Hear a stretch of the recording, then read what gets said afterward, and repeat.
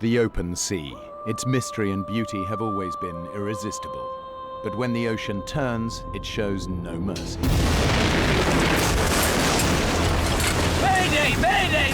This is the true story of 5 sailors shipwrecked in the Atlantic with no food and no water. We're gonna die! Every choice they make is life or death in these shark-infested seas.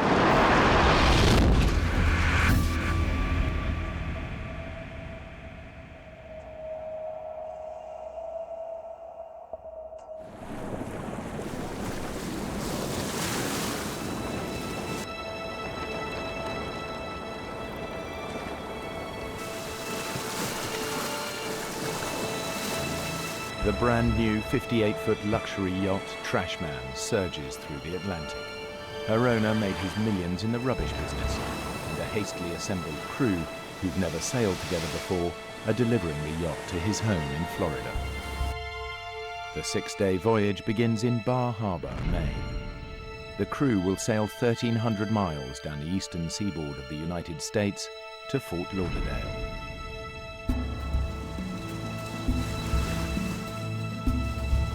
The most experienced sailor is Deborah Scaling Kiley. She's the first American woman to have completed the grueling Whitbread around the world race. I love to sail because you're working with nature. There's another force, and you become one with that force. And I'm a junkie for it. I'm an adrenaline junkie. Debbie has been hired for the run by the yacht's skipper, John Lippoff. He was sort of that scraggly sailor look. It's running nicely now. Head back inland, hire some more crew, yeah? The first thing that I noticed about him Cheers. that I thought was kind of wild was that he liked to celebrate everything. He wanted to have a beer the minute I met him. Problemo, Debs. Problemo. He showed me his resume, and it was quite impressive.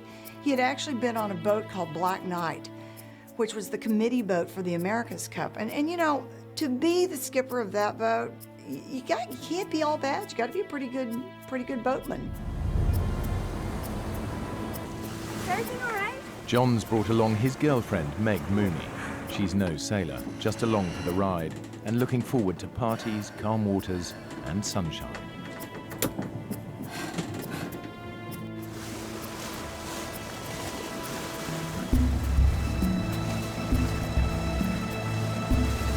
Weatherfax says clear sailing all the way. Brad Kavanagh's the youngest crew member. He signed up because Debbie's on board. Now, why don't you go to sleep now? I'll take the next watch with John. Ask him to come up. Brad's a decent sailor, although he's not yet in Debbie's league.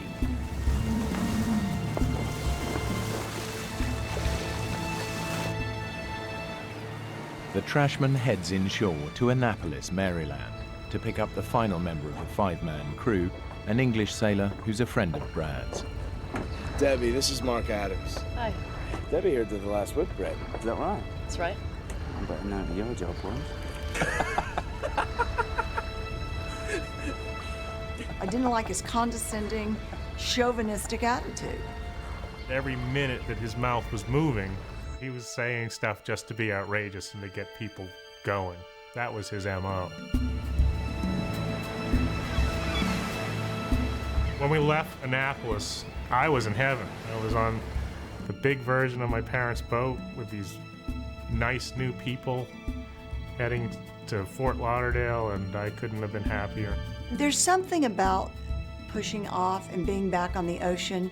Everybody was getting along, and it was exciting.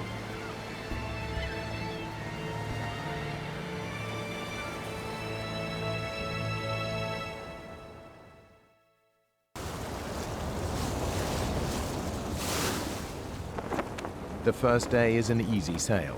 By nightfall, they're right on schedule. That night, the weather was beautiful. The boat was fun to steer. It really just didn't get much better than it was right then. But this calm doesn't last long. A storm is gathering, and it's moving quickly towards them. Debbie! Wake up! Debbie! That was 4 hours? It's blowing a gale out there. Meg's fallen. She's hurt, and we're taking on water. She's hurt real bad. Can you come take a look at her?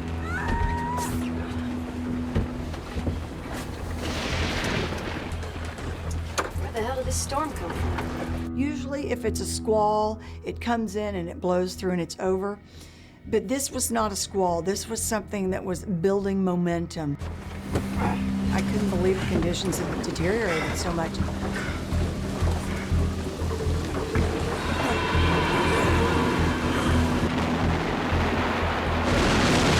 Surfing down those waves, it was like a roller coaster. And it's like an elevator when it drops. This is why I got into sailing, Brad. Well, my mother sailed through a hurricane when I was in her belly, but I can honestly say that this kind of weather is not in my blood. Mark's up on deck, just woo, howling at the wind, and obviously he's been drinking. Come on!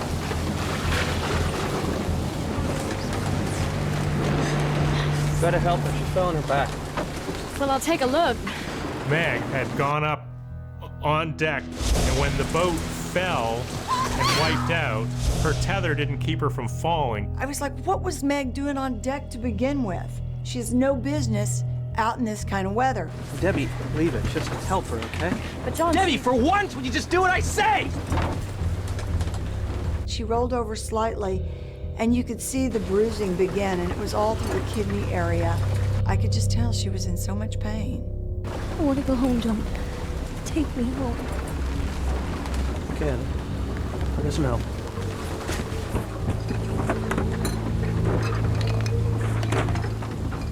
John discovered that he didn't have any charts to take him into this part of the coast. It was just one more little omen that things weren't great. It was that he wasn't prepared. Sailing vessel trash man calling Coast Guard. We urgently need a compass heading so we can head inshore. We have no chart. Over. Brad and I went up on deck to take our next watch, and it was wildly out of control. The winds were gusting 50 miles per hour, and Mark's up on deck, and he is just wild. Are you out of your mind? We're in a gale and you're hammered! You're a bigger idiot than I thought! We're walking. Still floating, isn't she?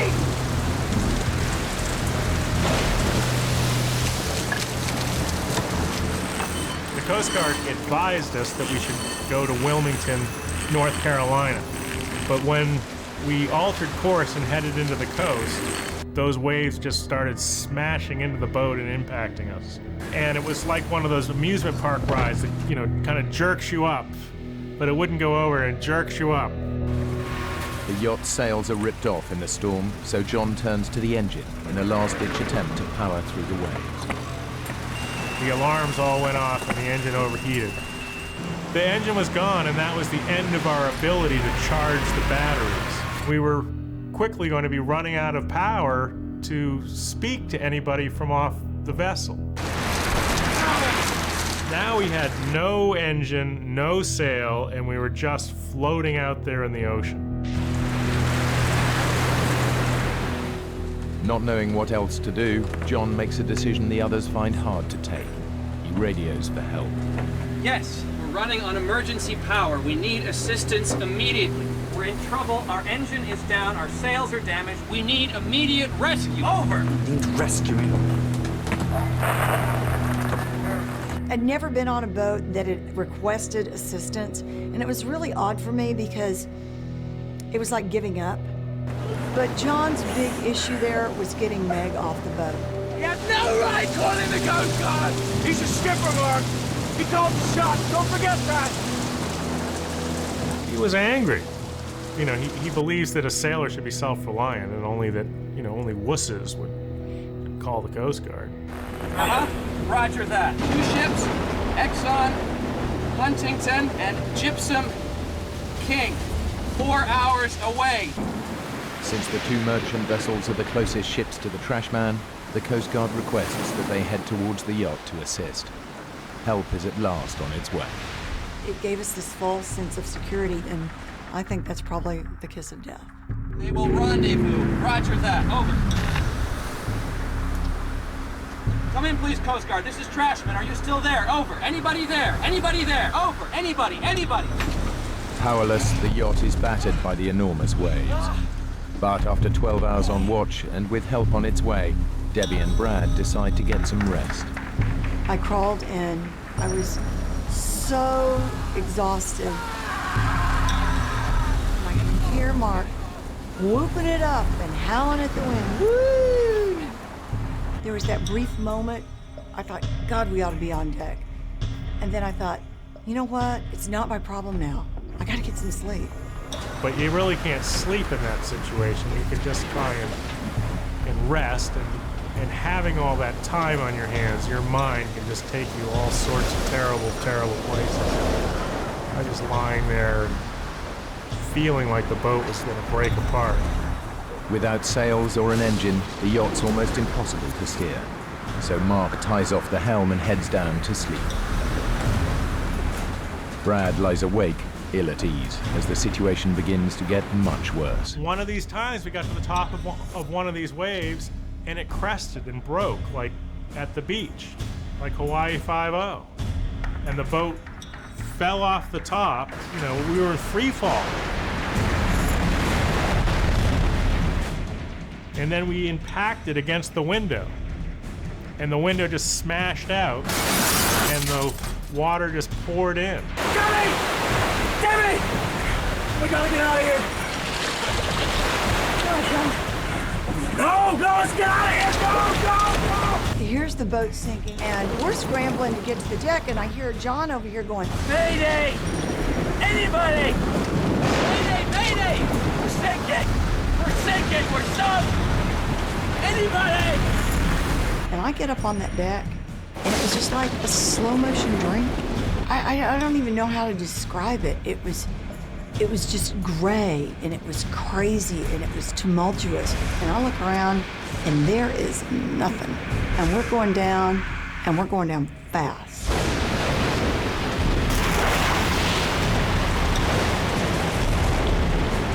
You don't think about dying. You don't think about drowning. You don't think about anything. You think about getting away from this boat that it's going under, and it's sinking in less than 2 minutes. It's just going down like a big rock.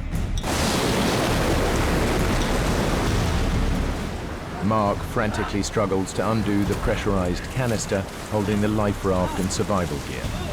Brad heads for the only other option, a tiny, inflatable dinghy.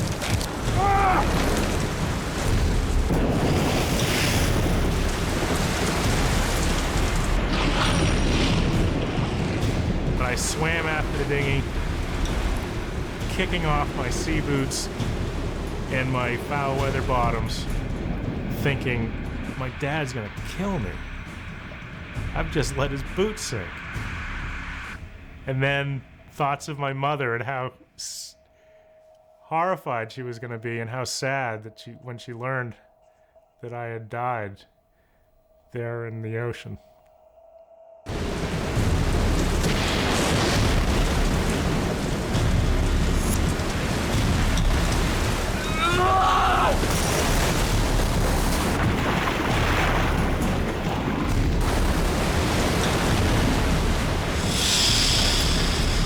The canister inflates, and he's still holding on, and eventually he just lets go. The life raft is blown away, and we weren't going to find it in the middle of the night. You managed to get anything from the yacht! Nothing! We're dead!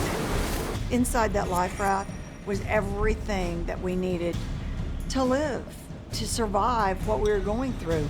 It had an emergency beaconing device, which a plane could have picked up on, had water makers to make fresh water from salt water. Food, fish hooks, mirrors, signaling devices. It had rations, flares, first aid equipment. Perhaps had a radio even with it.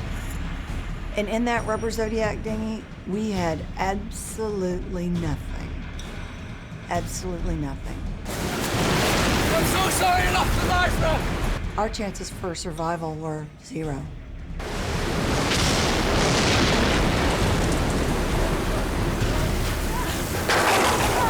Where's Meg? As the boat sank, Meg was within the rigging. Get away from me, yacht! And she just didn't have the sea savvy or the knowledge to, watch the waves, and then when the wave action was right, to swim out. So I knew if I didn't go back and get her, she'd die. Debbie! Be careful!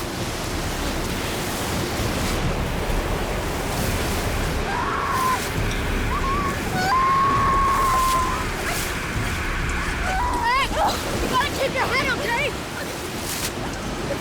Now!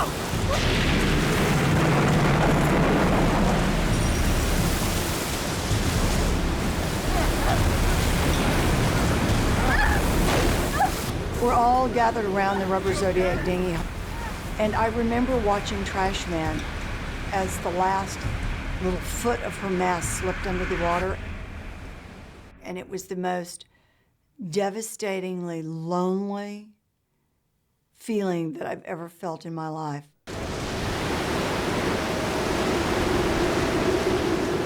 The Trashman went down in less than a minute. You're all gonna die! By not contacting the Coast Guard. You know, we were now half an hour late for our radio call. They should have been on the way. Cavalry rushing in. All we needed to do was stay afloat, and they'd find us.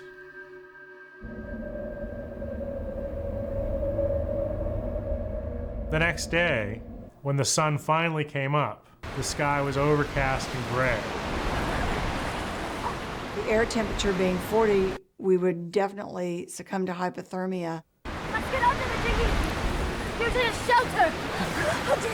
I can't! We'll be out of the wind! Rather than flip the dinghy over, the crew get underneath it, where they'll be sheltered from the bitterly cold wind and rapid hypothermia. Come on! Check on you! The sad thing is that Meg just couldn't participate. I think it was too painful for her. But more than anything, Meg was very claustrophobic. Soon, the water begins to have its own chilling effect. Okay, we gotta get out of the water. It's cooling us down. Give me a minute! We devised a system where we positioned our bodies suspended by a line that we'd rigged. Lie down next to me.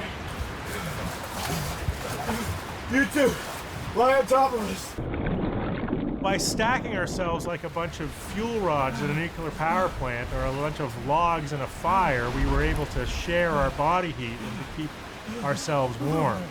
As the storm raged on, you could crawl up underneath the dinghy like that, and it was so quiet and so peaceful. It was so deceptive. It was almost luring you once again into that amniotic state.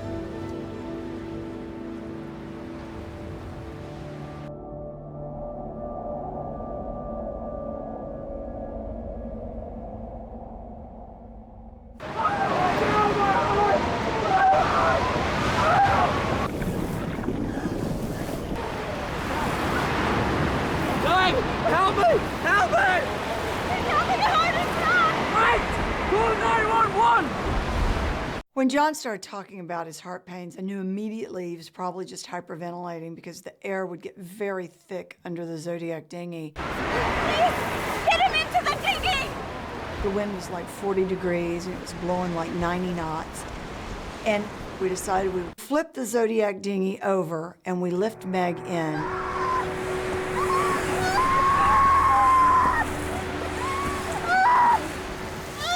I was horrified at her wounds. The wire in the rigging had cut almost all the way to the bone, and she had huge gaping wounds on her legs. It was heartbreaking. Just those wounds alone were a death sentence. It's too bloody cold out here.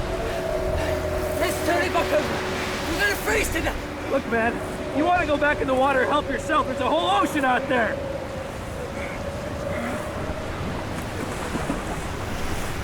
We hung there for a minute, and pretty soon he goes, "Quit kicking me." I'm not touching you! You did it again! Cut it out! What are you talking about? I'm not kicking you! Stop! Now! And I thought, you know what? I'm going to look in the water, and I'm going to see where his legs are, and I'm going to stay as far away from him as I can. And it was the most eerie sensation. And I noticed these like torpedo-shaped bodies, and I thought, fish. And then all of a sudden one came really close, and I realized it was like hundreds of sharks. They were everywhere.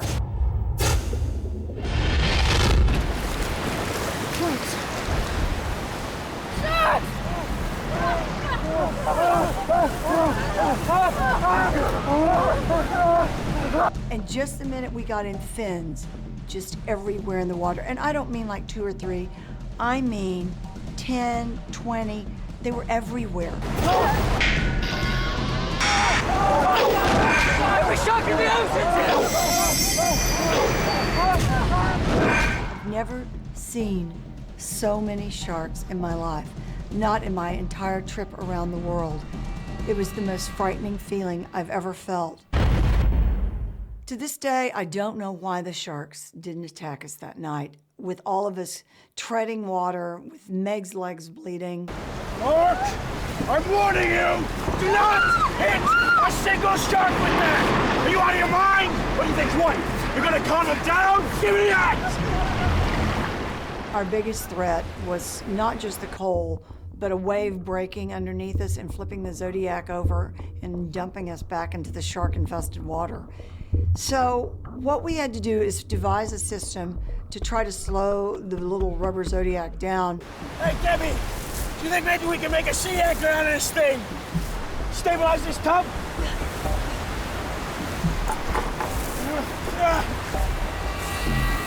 But as soon as we threw the piece of plywood over the front of the boat, the shark swam up and grabbed it in its mouth.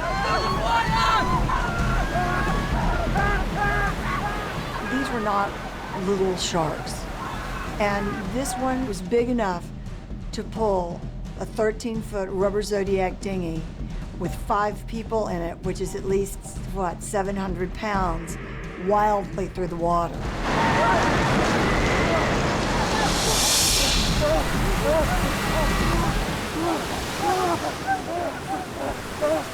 By nightfall, the storms died down, but the sharks are still out there. The crew's hungry and thirsty, and the night air begins to freeze their wet bodies. It's night 2, and with night comes just that threat of not being able to make it through the night again. A light! A light! A light! Oh God, it's close. Paddle! At first, when you see the light, you just are so excited you can't stand yourself. They're coming to rescue you. And then you realize the reality of the situation is it's pitch black. You're in the middle of the Atlantic Ocean, and nobody can see anything. If I can't make eye contact with someone on that ship, I'm not close enough. And I just think that paddling towards it is a huge waste of my energy, and I haven't eaten anything in 2 days. And I don't want to expend my energy when I'm freezing all the time to do this.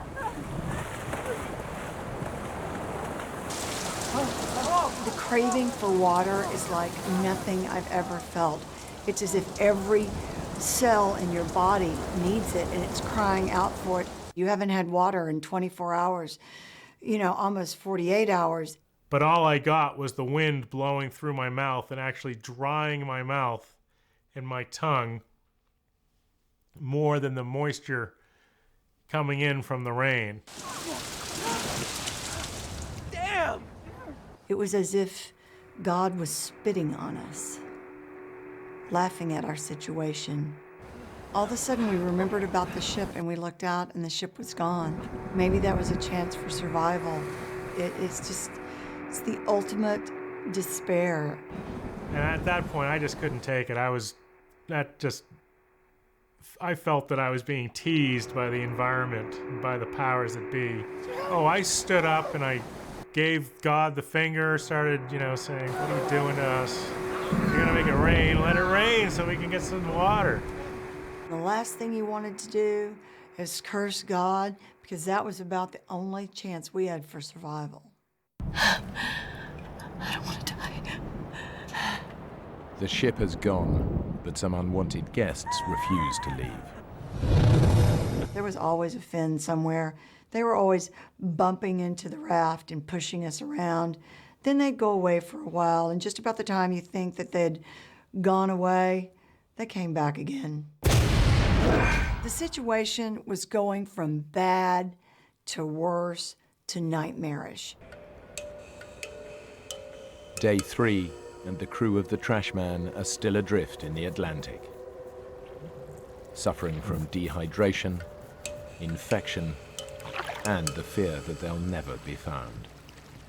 Well, we were starting to get very frustrated with the Coast Guard because without food and water, we were really starting to suffer.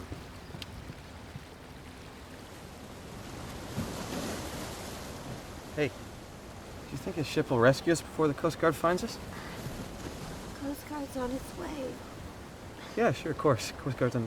Hey, guys, I got news for you. The Coast Guard ain't coming. They never were. They forgot about us. We're on our own. Thanks a lot, Debbie. It was as if I had dropped the final curtain on the show. They just all kind of sat back and looked at me like I'd lost my mind. Hey, Brad, where do you think we are?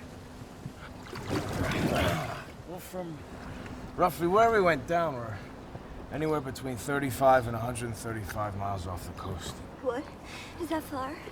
We could still be blown to shore, right? Guys? My God. The crew have no idea where they are, but the dinghy's now 140 miles from shore and heading out into the Atlantic. The dynamics of the group begin to change, and partnerships form as the survival instinct starts to take hold.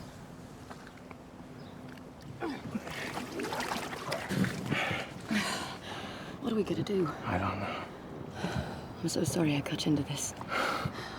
If I didn't have you, if it was just me and those guys, I don't know. We just need to stick together. You and me. If we lose this bond, then we're lost. And it's what's going to keep both of us alive. So I'm going to watch out for you, and you watch out for me. I can hardly stay awake. Why don't you go to sleep? I'll watch you. Make sure you're okay. If it had come down to someone trying to hurt Brad or kill him, I would have done my best to take him out because Brad was my partner in survival. And I wasn't going to let him go. There was no way.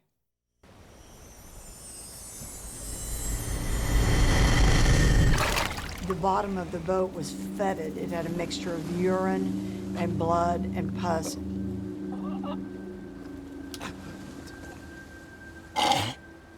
We were in absolute agony because we were starting to get massive staph infections all over our bodies. These staphylococcal infections are caused by bacteria entering cuts in the skin. They can soon attack the heart and lungs, and Meg is at particular risk because of her open wound. I felt so bad. She was dying of blood poisoning, and we were sitting there watching Meg die. It was just tragic.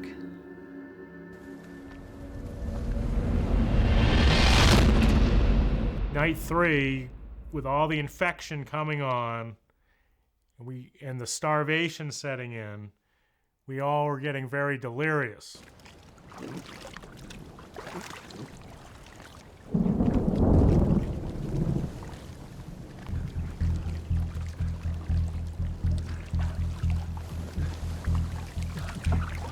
What are you doing? That stuff will kill you. Here, Miss Whitbread. Help yourself. Everyone knows that you're not supposed to drink seawater. They tell us that from the time we're little kids, and that's one of the things you just don't do. Drinking salt water dehydrates your body even more, and it causes kidneys to shut down, and you begin to have delusions. And ultimately, if you drink salt water, it will kill you if you don't kill yourself first from the delusions. I didn't really know how long it would be before we saw the effects of the salt water, but it stood to reason to me that it would be probably, 7 hours or so. And I was right. It didn't take all that long.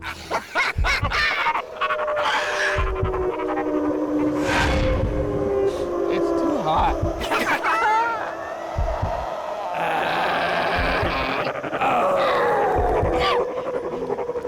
Hey, everybody!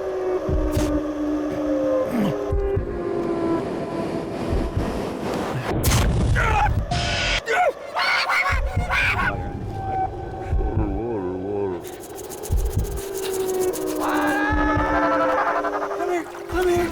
Come to Johnny.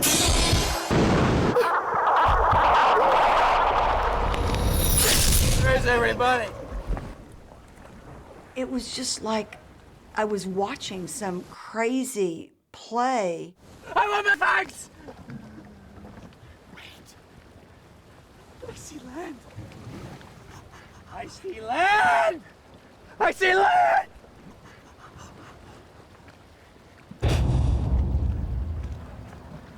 It's right there, man. You see it? It's right there in front of us.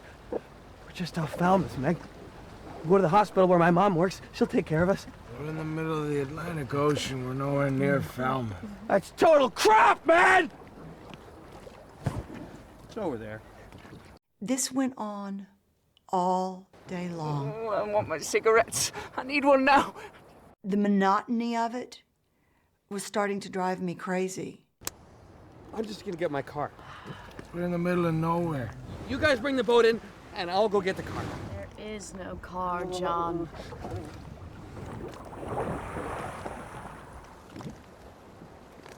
There it is. I see it. I'm just gonna get the car. And then all of a sudden, he jumps off the side of the boat. John. And we're like, where the are you going? There is no land, there is no Falmouth, and there are a lot of sharks out there. You need to come back. Get back in the boat, John. John, go back in the boat. Go back in the boat, John. He's coming back. Brad, do something.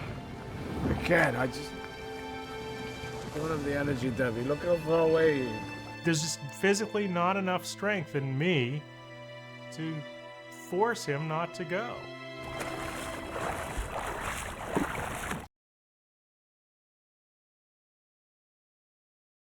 I can't see him. All of a sudden, we just hear this shrill scream. I mean, blood-curdling. And it was over.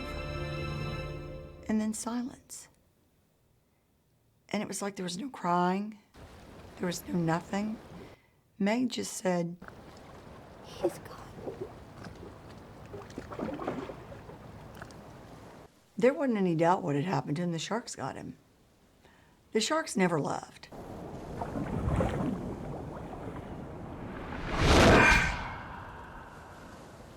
I was angry with him because I really felt that I would get a lot of credit for surviving and having everyone survive. I looked forward and relished the thought of being heroic. And there's nothing heroic in what I had done in this instance, which was stand by while John swam off to meet the shark.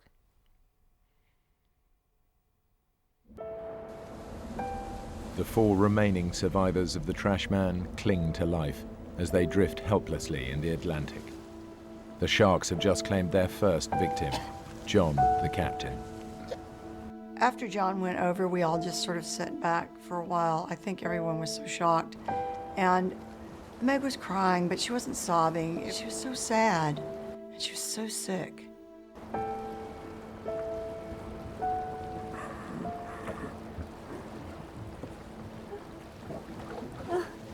Hey, gorgeous. I know how to make you feel better. Take your mind off John. Promise. He says, "Hey, lady, I think it's about time you and me had sex." And that just like hit me over the head with a 2x4, and I woke up Brad, and Brad, We've got to stop this. Let's just see how she deals with it.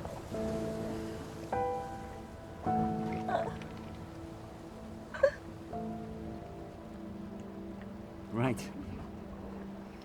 I'm tired of playing games.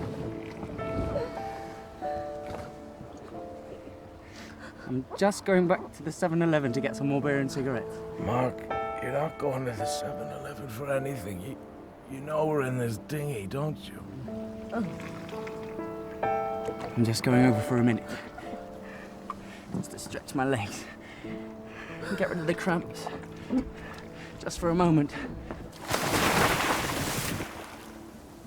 Brad and I get up and go, man, the sharks just ate John. No. I'm just stretching my legs. Getting right back in. And just about that time, we feel this. Bam!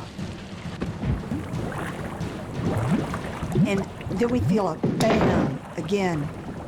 And all of a sudden we realize there's like this frenzied attack, and the sharks are eating Mark underneath the Zodiac. Poor sharks. It was, without a doubt, the most horrifying moment of my entire life.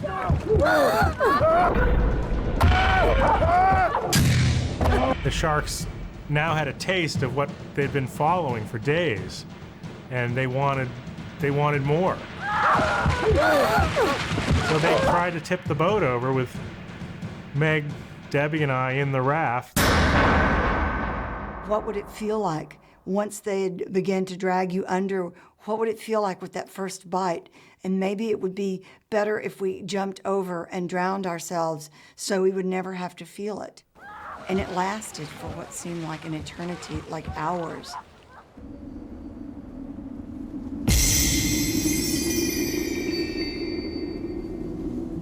That night, I remember waking up and looking up, and there were stars everywhere. It was like a starry night.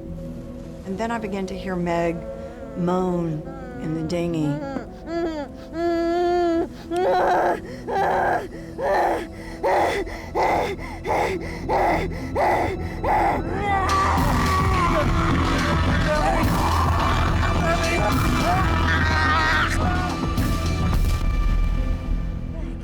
I think she was frustrated and she just wanted to strike out at somebody. I mean, John really did her a dirty trick, leaving her there on the raft. It was really weird. She took her hands and started moving them in the air like a Spanish dancer, like she was in completely some other world. And then, out of the blue, she just started talking. What did she say? I don't know. And it all of a sudden became very clear to me that Meg was speaking in tongues. She's dying, isn't she? She was dying. She was really close to death.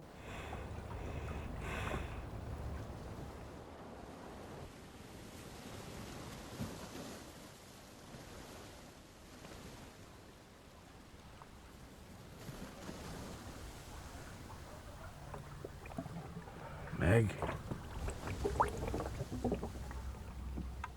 When we woke up, Meg was dead in the bottom of the dinghy.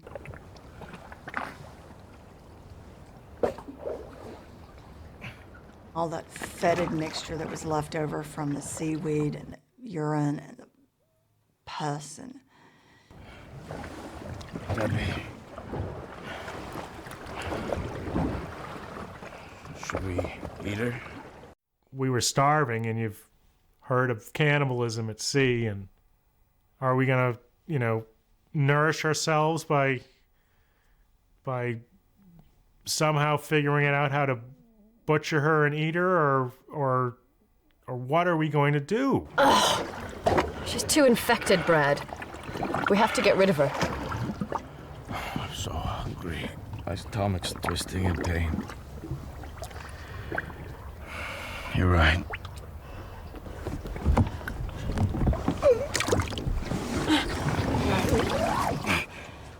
And so we decided that we would take off her shirt and all of her jewelry so that we could give those to her family.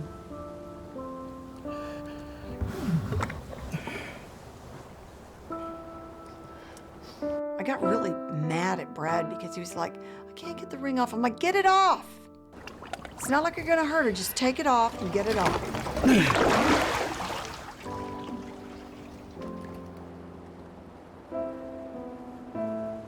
It was such a sad moment because we laid her body, naked body, on the side of the raft, and then we decided that we couldn't just push her over, that we had to give some kind of a funeral. And so we said the Lord's Prayer and Psalm 23, and then we just gently pushed her body overboard. And we decided then that we would just go back to sleep so that if the sharks attacked her, we wouldn't have to see it. And so that's what we did.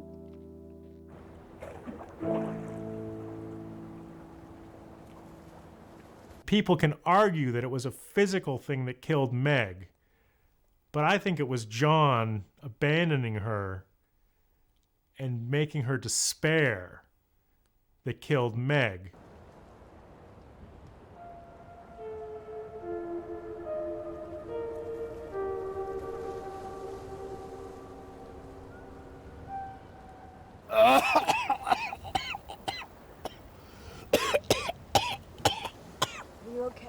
I don't know. I've been retching ever since I woke up. The water in the bottom. Meg's died in it. It's making you ill. The sun's only making it worse. We gotta wash the dinghy out. I can't. I don't have the energy. Yes, you do. We're turning this thing over right now. What about the sharks? I haven't seen sharks for hours. Come on, Brad. Don't give up on me. And it really scared me because I did not want to have to live in that life raft, in that little rubber Zodiac dinghy, alone. I gave it a few good pops and I almost got the boat over, and then I lost my grip on the line and I fell over the side of the boat.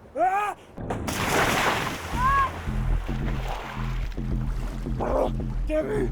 You gotta be back here. And this time I don't have the strength to get myself back into the boat. For God's sake!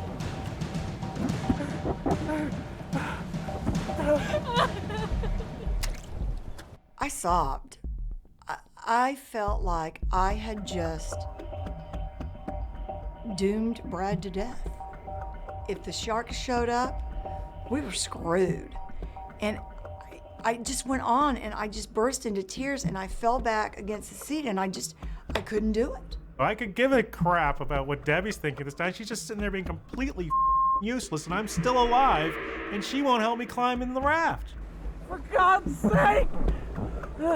She's finding it impossible to help me to climb into the raft, and I don't know what's on her mind, but she's not thinking straight. It was life and death, and I pulled myself into the boat while she sat 3 feet away from me just crying.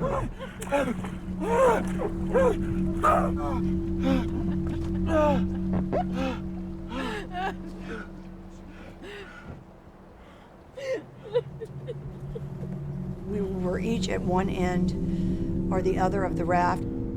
He wouldn't talk to me. He was so off at me. Bitch.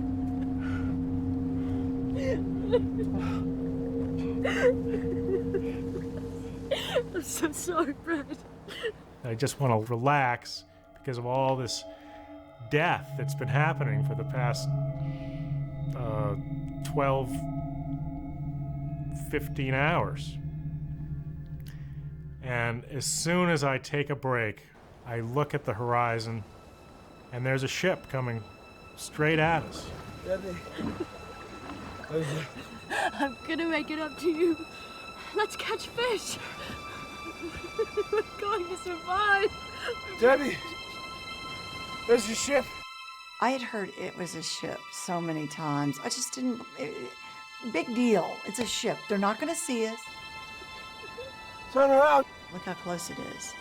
And I turned around, and it was amazing. And the ship came by, and it went by, and a guy walked out on the wing bridge and looked down at us, and I looked at him, and he looked at me, and I waved at him, and he waved at me, and next thing I knew, there wasn't just one person that came out, but there were like 5, 6 people. They were all coming out.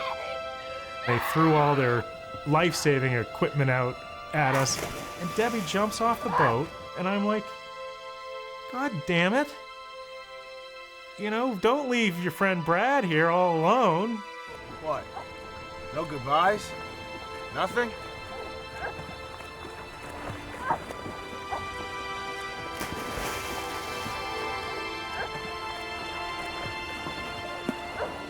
I was holding the rope that held the life ring, and they started winching us in.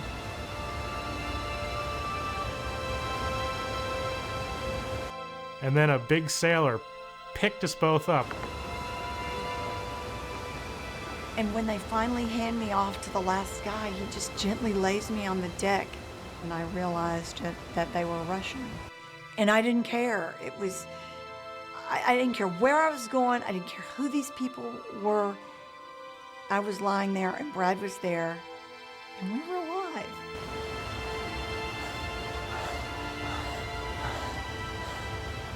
These guys did a fantastic job getting us on board the vessel, and oh, it was just so great. I mean, the whole thing was just so great. That was just wonderful. And then, you know, but it was just the start of our journey back to life.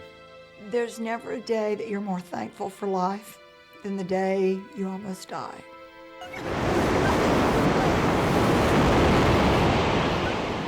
I'm here today, and I don't feel guilty about it, and I have no regrets. And every day I wake up, and it's a new day, and I'm happy. And I always try to find something good in the bad things that happen to me. It's not something you just turn off when it's over. You keep living in that survival mode. You know, I don't know if you're shell-shocked or what you are, but it's impossible to just turn it off and go back to being the way you were before. In their 5 days at sea, the dinghy had drifted 140 miles from where the yacht sank and was heading further and further away from land. With no beacon on the dinghy, the 2 merchant ships were unable to find it. The Coast Guard called off the search for Trashman because it received a call stating the yacht had made it safely into port during the storm. Who made that phone call remains a mystery. I believe that, you know, John and Mark could have pulled through, but I think with these guys, the real problem was that they had just reached the end of their rope and it was not worth it for them to put up with the pain and continue living. But for me, I'm not going to take myself out of the game before it's over. Brad and Debbie have no idea how much longer they could have hung on. What they do know is they had an unshakable will to survive.